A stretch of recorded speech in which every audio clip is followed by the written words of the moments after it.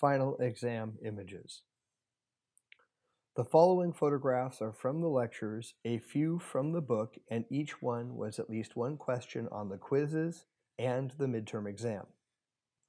In addition to knowing who took the shot, you should know its significance to a style, photographic movement, or its place in photographic history. Robert Mapplethorpe. We discussed this image when describing and interpret for the diet projects. This one's about death.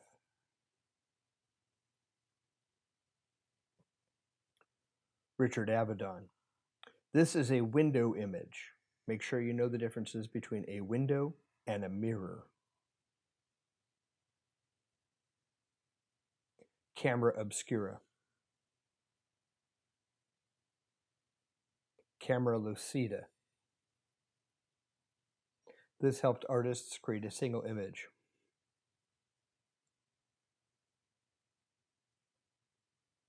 Anna Atkins cyanotype. This process contains no silver and eventually became a blueprint. Joseph Nicephore Niepce, View from the Window at Grasse, circa 1826, that's a typo. Remember, this is the first photograph, and it took 8 hours to take. Self-Portrait as a Drowned Man by Hippolyte Bayard. First protest photograph. Boulevard du Temple, Louis Daguerre, 1838 or 1839. First photograph of a human being ever taken. Anton George Martin, Vienna Winter Landscape, 1841. This is another Daguerre-type image. Edinburgh Ale, circa 1843 to 1848, by Hill and Adamson. First photograph of men drinking at a pub, and probably the first photobomb. Guy in the upper right. Carlton Watkins, Yosemite Valley from Mariposa Trail, 1866. One of his best views of Yosemite.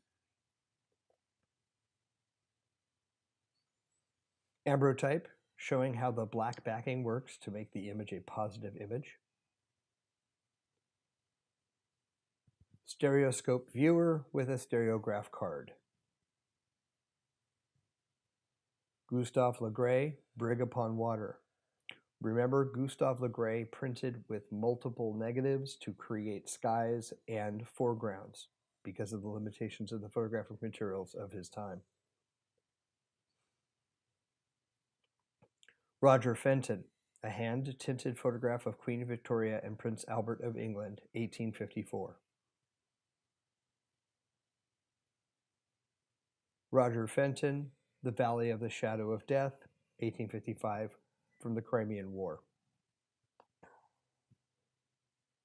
There was some controversy revolving around this photograph, as these cannonballs may have been placed there for added effect in this image.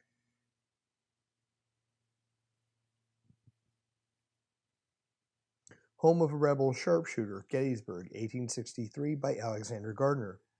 This shot, too, may have been set up, as it is very apparent that that rifle did not fall there. It looks like it was placed there. That doesn't mean that this man wasn't shot after he placed his gun down, but this man was also seen in another photograph by Alexander Gardner.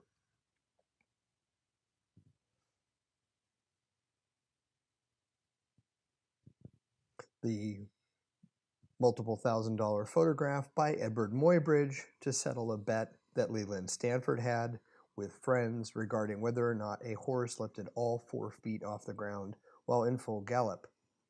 This photograph in turn led to motion pictures and motion studies. After this photograph was taken, horses were never again depicted in full gallop with all 4 feet or at least 1 foot on the ground, as they had previous to this photograph being taken. William Henry Jackson, Union Pacific Railroad construction train, albumen print. William Henry Jackson was a very prolific photographer who shot a lot of photographs of the westward expansion of the United States of America.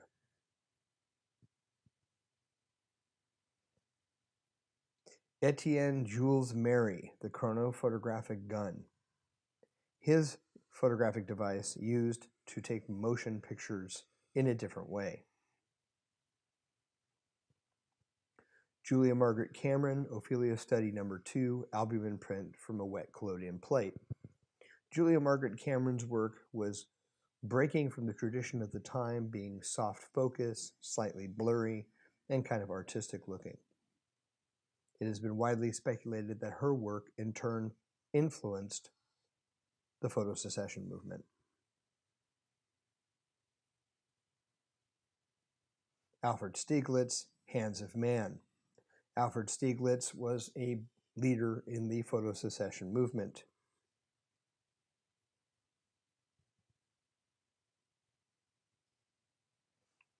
Edward Steichen, Flatiron Building, 1904, gum bichromate over platinum print.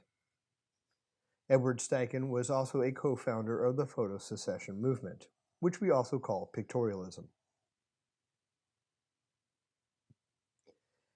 The Octopus by Alvin Coburn, another practitioner of the photosecession style of photography.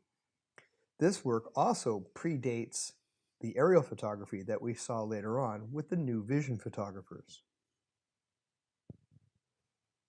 Henry Peach Robinson's Fading Away from 1858, from the neoclassical movement of photography.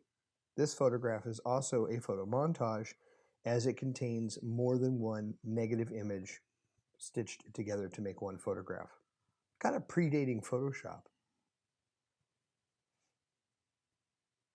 LHOOQ, a cheap postcard-sized reproduction of the Mona Lisa upon which Marcel Duchamp drew a mustache and a goatee. The ready-made, done in 1919, is one of the most well-known acts of degrading a famous work of art that also led to the Dada movement. Paul Outerbridge, Still Life, 1938, using the autochrome process. Outerbridge was a big practitioner of the Bauhaus style of photography, or New Vision. Man Ray, Rayograph, a photograph made using photographic paper and ordinary objects just placed on top of it and then exposed to light. Man Ray, Larmes, or Tears, 1930, one of the most copied photographs to this time. The unique thing about this photograph that most people get wrong when they're trying to copy this image is those are not actual tears, nor is it glycerin. Those are actually glass beads. Rancho de Taos Church, Paul Strand. The negative of this photograph was a key influence on Ansel Adams and all the other photographers from the group F64, or straight photography movement. Laszlo Moholy-Nagy, Radio Tower, Berlin, 1928, New Vision style of photography. Laszlo Moholy-Nagy, 7 a.m., New Year's Eve morning, 1930. Also, New Vision photography.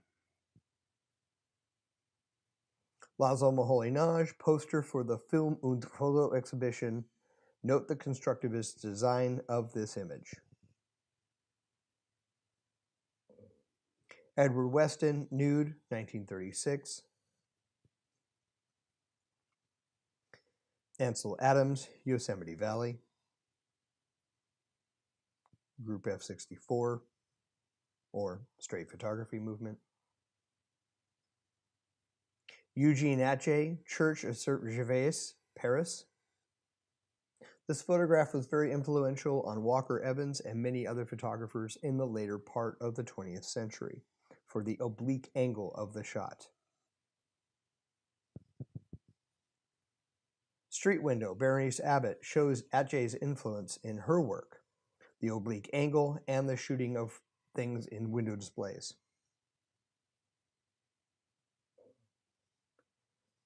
New Objectivity Movement, Germany, 1920s and 30s. August Sander, pastry chef. These photographs were intended to be neutral with no sort of artifice or any sort of emotion in them. Very straightforward, straight-on portraits. Louis Hine, Addie Card in a textile mill. Photography being used for social change.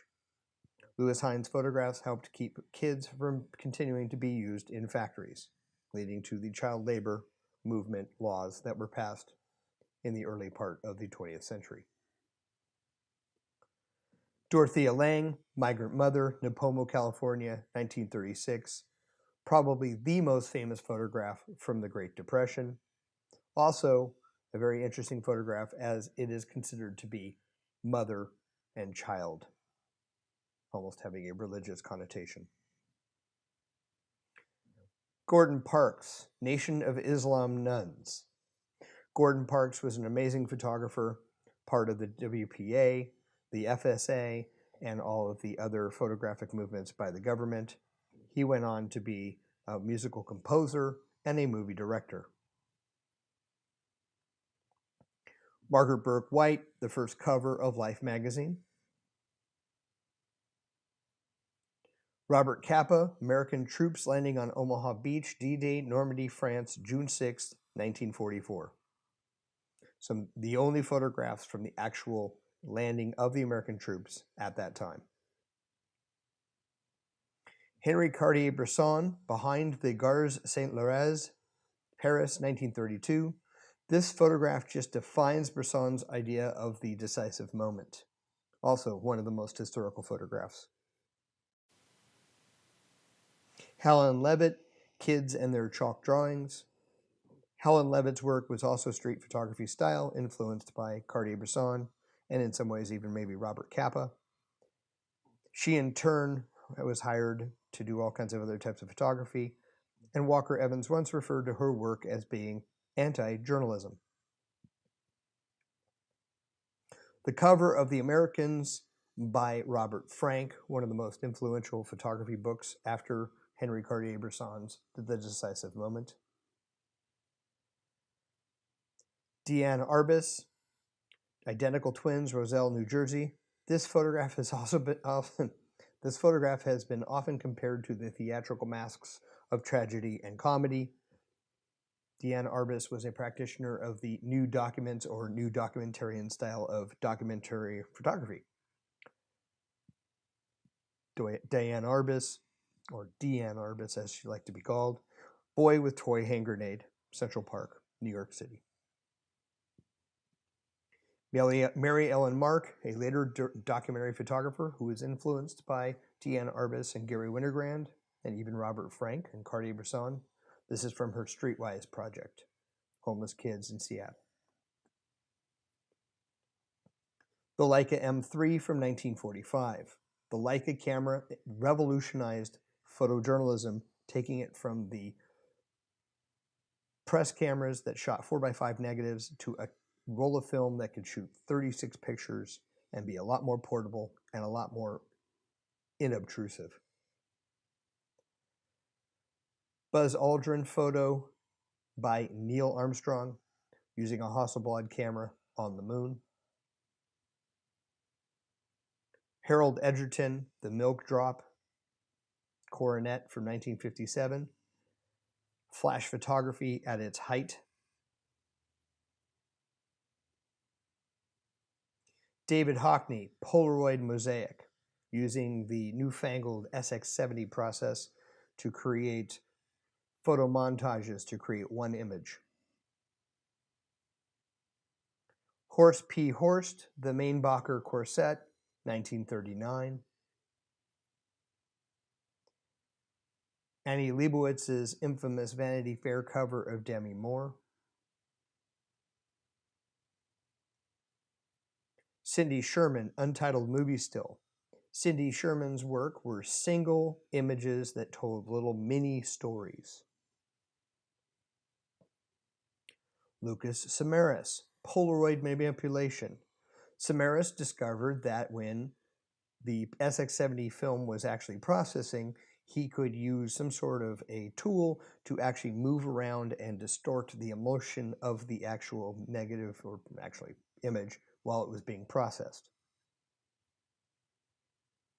Hiroshi Tsujimoto Seascape from his Seascapes series. Hiroshi Tsujimoto Drive-In Movie Theater. This was from that concept that he said, I would like to see what it looked like if I took a photograph of a whole movie while it was playing. So this is basically a 2-hour exposure. His seascapes could be anything from nighttime exposures for multiple hours or daytime exposures that were rather kind of short.